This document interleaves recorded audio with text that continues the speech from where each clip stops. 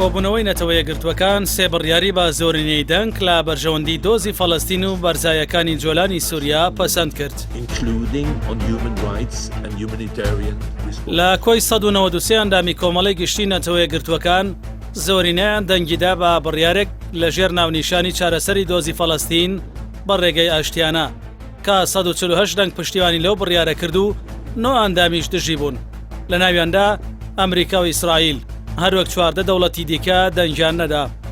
ئەو بڕیارەی ئەندامان دەنگیان لەسەردا تیایدا داواکراوە کۆنگرەیەکی نێودەوڵەتی لە کاتێکی گونجاودا ببەسترێ لە پێناو هەوڵدان و پەلەکردن بۆ بەدیهێنانی چارەسەری ئاشتیانە و دادپەروەرانە و هەمیشەی و گشتگیر لە نێوان فەڵەستینیەکان و ئیسرائیلدا.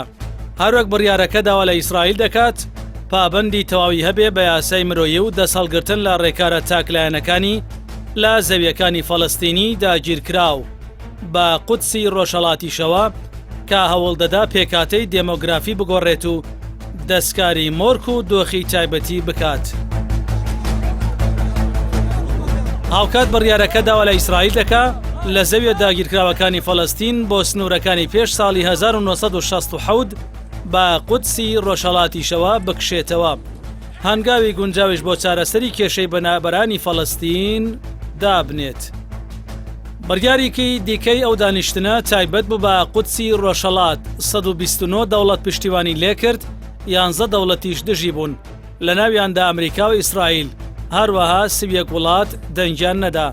ئەم بڕیاریان داندنێ بە ناشەرعیبوونی دەسەڵات و ئەو ڕێکارانەی ئیسرائیل دەیگرێتە بەر لە سەپاندنی دەسەڵات و یاسا و ئیرادەی خۆی بەسەر شاری قودسی پیرۆزدا. بڕیارەکە جەختیش دەکاتەوە ڕێکارەکانی ئیسرائیل ناپێویستن و بە هیچ جۆرێک بنەمای یاساییان نییە. بڕیاری سێمی نەتەوە یەکگرتووەکان تایبەت بوو بە بەرزایەکانی جۆلانی سووریا کە لە ساڵی 1967ەوە لەلایەن ئیسرائیلەوە داگیرکراوە. ئەم بڕیارەش 94 دەوڵەت دەنگی لەسەردا و 8 دەوڵەت دژایەتیان کرد و 69 وڵاتیش دەنگیان نەدا. بڕیارەکە دەڵێت دەسەڵاتەکانی ئیسرائیل لە جۆلان و سەپاندنی یاساکانی خۆی نایاساییە و هیچ شەرعیەتێکی نییە. بڕیارەکە جەخت دەکاتەوە سووربوونی ئیسرائیل لە بەلکاندنی جۆلان بە قەوارەکەی هۆکاری نەگەیشتن ئامانجی ئاشتیەکی هەمیشەییە لە ناوچەکەدا.